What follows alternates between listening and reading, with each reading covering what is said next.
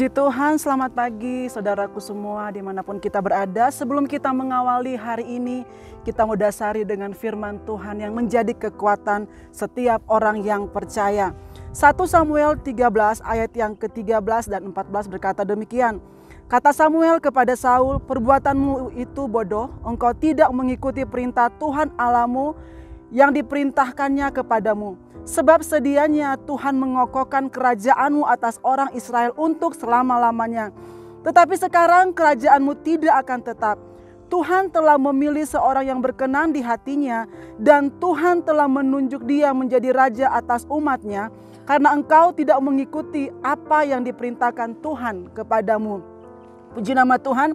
Ketika kita membaca ayat yang barusan, kita melihat bagaimana seorang raja pada akhirnya dia ditolak kepemimpinannya. Janji Tuhan bahwa kerajaannya akan kokoh untuk selama-lamanya. Tetapi ketika dia berada dalam satu situasi yang membawa dia untuk tidak sabar, membawa dia untuk tidak melakukan apa yang menjadi keinginan Tuhan, dan akhirnya kerajaannya tidak kokoh untuk selama-lamanya. Apa sebenarnya yang terjadi dengan seorang raja yang bernama dengan Saul? Dalam 1 Samuel 13 ayat 8 firman Tuhan mengatakan, ia menunggu 7 hari lamanya sampai waktu yang ditentukan Samuel. Tetapi ketika Samuel tidak datang ke Gilgal, mulailah rakyat itu berserak-serak meninggalkan dia. Dalam hidup kita ada saatnya di mana kita harus menunggu. Ketika saudara melihat apa yang ada di samping saya, di belakang saya di sini ada tanaman, dia akan dipetik tetapi harus menunggu waktunya. Tidak bisa kalau kepengen dari si yang menanam ini kemudian dia mencabut, dia memanennya, pasti hasilnya tidak baik. Harus menunggu waktu yang tepat. Begitu pula dengan Saul. Di dalam 1 Samuel 8, di sana dikatakan bahwa dia harus menunggu 7 hari lamanya untuk Samuel datang, dan hanya Samuel yang boleh mempersembahkan korban. Tetapi ketika Saul menunggu waktu yang dikatakan 7 hari lamanya dan sudah lewat, Saul merasa bahwa sudah merupakan waktu yang sangat lama. Terjadi penundaan, sudah saatnya. Dan ada satu situasi yang mendorong Saul untuk segera dia melakukan tugas yang harusnya dilakukan oleh Samuel pada saat itu. Ketika Samuel mengatakan, kenapa kamu melakukan hal tersebut? Kenapa kamu tidak menunggu kedatanganku? Saul mengatakan bahwa dia melihat rakyat yang bersama-sama dengan dia, mereka mulai terserak-serak dan mulai meninggalkan Saul. Saul mulai merasa takut. Ketika kita menunggu waktu Tuhan dalam hidup kita, ada saatnya kita dicobai di mana kita merasa bahwa kita mulai takut, kita mulai khawatir, kita mulai merasa goncang imannya ketika waktu yang kita rasa itu sudah sangat mepet. Begitu juga halnya dengan Saul. Saul melihat dia sudah mulai ditinggalkan oleh rakyatnya, sementara dia berkata, pikirku Raja Filistin, orang-orang Filistin, mereka akan segera menyerang aku. Bagaimana dalam situasi ini kalau aku tidak bertindak? Bapak Ibu Saudara sekalian, kadangkala ketika kita berada di ruang tunggunya Tuhan, kita mulai mungkin terjebak pada ketidaksabaran.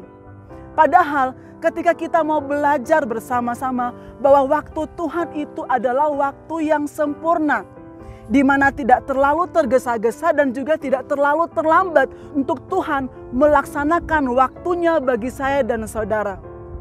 Ketika dalam perjalanan hidup kita juga harus menyadari bahwa waktu Tuhan itu adalah waktu yang sempurna dan waktu Tuhan itu adalah waktu yang tepat. Perhitungan kita sebagai manusia, kita berkatakan, wah ini sudah gagal. Sebenarnya waktu Tuhan buat saya, rencana Tuhan buat saya dan saudara itu tidak pernah gagal. Tetapi kita yang gagal untuk meresponi waktu Tuhan, rencana Tuhan untuk terjadi di dalam kehidupan kita. Tuhan sudah punya rencananya buat Saul. Tuhan sudah punya waktunya tersendiri buat Saul. Tetapi yang kita lihat, ketika seseorang atau sebagai manusia kita melihat bahwa apa yang menjadi mungkin sandaran kita mulai meninggalkan kita. Entah itu sahabat, entah itu saudara, entah itu suami, entah itu istri, kita mulai panik, kita takut, kita berusaha untuk mencari cara dan upaya kita untuk kita keluar dari permasalahan hidup kita. Dan pada akhirnya apa saudara? Kita terjebak untuk kita keluar dari rencananya Tuhan. Kemudian ketika kita melihat rasanya ada kekuatan yang besar yang akan menyerang kita, kita panik, kita lari, kita mencari tempat untuk kita bisa mendapatkan perlindungan. Padahal perlindungan terhadap manusia kekuatannya terbatas. Perlindungan yang berasal daripada manusia satu saat akan runtuh. Tetapi perlindungan yang berasal daripada Tuhan itu kekal untuk selama-lamanya. Karena Allah yang kita sembah adalah Alfa dan Omega. Dari awal sampai akhir Dia bekerja dalam waktunya untuk kita. Sebab itu dalam Mazmur pasal 69 ayat 14 berkata, "Tetapi aku berdoa kepadamu ya Tuhan, pada waktu Engkau berkenan ya Allah, dan kasih setiamu yang besar, jawablah aku dengan pertolonganmu yang setia." Amin. Permazmur berkata, ketika aku berdoa kepadamu, aku menunggu waktumu Tuhan untuk menjawab setiap permohonan doaku di dalam kesetiaan. Kadangkala kita tahu bahwa jawaban Tuhan adalah iya, kita harus menunggu, atau juga Dia mengatakan tidak atas segala permohonan kita. Karena apa? Karena Tuhan lebih tahu apa yang terbaik, jawaban seperti apa yang menjadi bagian kita untuk Dia berikan dalam hidup kita. Sebab itu apapun yang sedang kita alami, ketika kita berada dalam ruang waktu untuk kita menunggu, menjadi satu peringatan, pembelajaran bagi saya dan saudara, supaya kita tidak mencontoh apa yang dibuat oleh Saul, tetapi kita mau menunggu setiap waktunya Tuhan dengan ketaatan. Karena kita tahu bahwa kita punya kuasa Roh Kudus yang Tuhan berikan dalam hidup kita untuk kita dapat sabar menunggu setiap ketetapan Tuhan, kehendak Tuhan dalam hidup kita. Tetap terus bersemangat kalau ada doa-doa yang permohonan kita sampaikan kepada Tuhan. Jangan hilang pengharapan, tetap berdoa sebab Tuhan punya waktu yang terbaik buat saya dan saudara. Amin.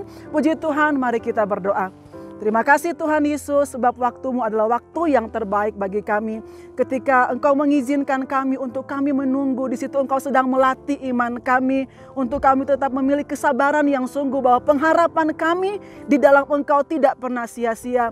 Ketika kami berseru kepada Engkau Juru Selamat kami satu-satunya Yesus Kristus, maka Tuhan itu akan memberikan kekuatan memenuhi segala yang menjadi keperluan setiap jemaat Tuhan, gereja lokal di GPDI Temanggung, mulai daripada Bapak Gembala, Ibu Gembala, sampai kepada semua umat Tuhan yang ada. Kami percaya hari ini sampai selama-lamanya kami dapat melihat kuasa Tuhan terjadi di dalam hidup kami. Yang lemah Engkau kuatkan, yang sakit Engkau sembuhkan, yang membutuhkan jalan keluar, Engkau berikan jalan keluar yang berasal daripada Engkau.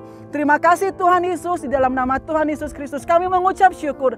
Haleluya. Amin.